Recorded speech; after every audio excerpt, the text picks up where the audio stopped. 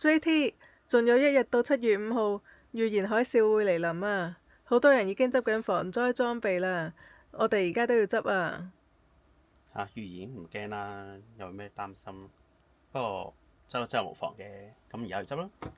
好啊，睇下工作室有咩用品可以攞，可以帶備啊！其實最主要都係解決食水啦、保溫啦、照明啦，或者啲基本嘅一啲日用品咁樣嘅啫。其實都係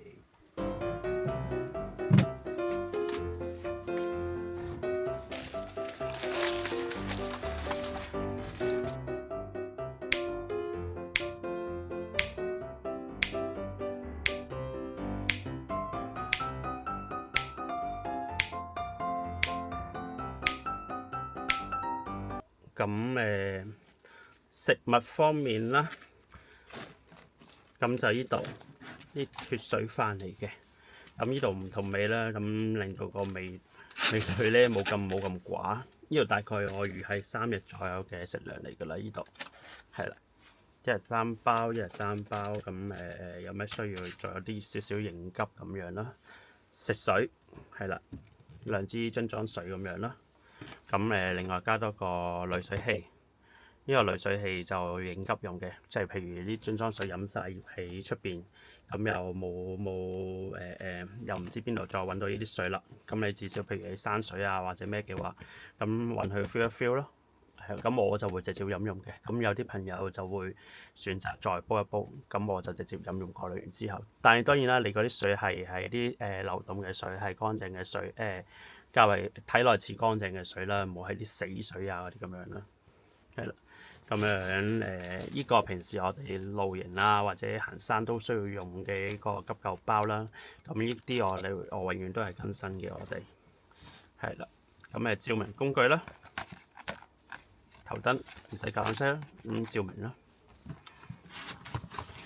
咁呢個咧，咁我哋露營嘅時候或者行山嘅時候咧，都會一個指南針會更新嘅呢個，其實唔重嘅呢個係啦。咁亦都有啲細嗰啲都得嘅，咁我哋會帶嘅啫。其實哨子呢樣嘢咧就我會呢個長時間咧會攬喺身上面嘅。咁如果你話平時我都唔會攬呢啲哨子啊，咁係應急用嘅啫。咁你咪放喺個袋容易攞嘅地方咯。咁孭袋嘅時候順便將呢個哨子拎喺身上，係啦。咁求救嗰陣時用嘅。瑞士刀啦，瑞士刀就唔使解釋啦。譬如需要臨時係扭螺絲啊、切嘢啊，或者係講其他用途嘅，係啦，瑞士刀一把。咁另外要解決就係保暖嘅問題啦。咁除咗呢啲 beefy 之外啦，咁你可能另外帶啲保溫嘅衫啦，或者係講你將件羽絨擠埋落去，擠落去個袋裏邊，應急袋裏邊。咁而家坊間上面市面上咧亦都好多啲羽絨啊、薄羽絨啊，咁好細件嘅收埋埋，夾埋佢都唔係好重嘅啫，其實。咁另外會帶一條呢啲毛巾嘅快乾毛巾，係啦，收納起嚟都好細件嘅啫，其實。咁衞生用品方面嚟講，我會帶紙巾啦，可能一至2包咁樣啦，呢個份量啦。咁另外嚟講，我會另外帶埋啲垃圾膠袋嘅，係啦。咁臨時需要將啲物品分類又好，或者喺野外需要去到洗手間嘅話，咁都有用途嘅呢個。我自己嘅呢個個人嘅應急用品，我就會帶呢啲㗎啦。咁將所有嘢擠落去一個防水袋裏邊，或者一個背囊裏邊。最緊要呢個背囊係放喺屋企就咁容易攞嘅位置。咁有咩事真係需要用到嘅，咁就拎出去。咁另外預言方面真係唔需要擔心啦，我就冇乜擔心到嘅預言。咁如果真係發生嘅，咁有個準備好過冇嘅。咁但係唔使擔心，預言驚乜？因為呢度夾埋嘅嘢咧，其實都唔係好多嘅啫。你揀個袋，如果你屋企有用開啲防水袋嘅，咪擠落防水袋裏邊咯。因為你個人衣物啊都可以擠落去啊嘛。咁如果你話屋企有個位嘅可以長放嘅，咁你咪將所有嘢擠晒落去裏邊咯，放喺一個角落頭位。屋企有啲咩事，隨時即刻要出門口嘅，咁可以即刻孭住就即刻走咯。咁長 keep 一個又冇壞嘅。好啦，咁我哋執啦。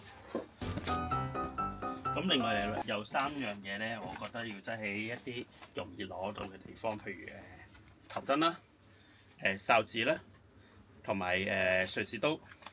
咁即係啲容易攞嘅位置啦，食水都係啦，即係容易攞嘅位置。你出到環境啊黑啊，或者嚟講有啲嘢整住啊，你需要用萬用刀嘅話，咁樣隨時解決咯。另外哨子呢一隻嚟講咧，我就OK 嘅，特別推介啦，因為佢太金屬啦輕啦，咁我可以做成個頸鏈，直接掛喺身上面。咁要吹啊，隨時都有幫助啦，就咁啦。執完啦。好，我哋翻去啦。翻屋企避啦。係唔會發生嘅，發生咩冇事嘅，邊有咁易啊？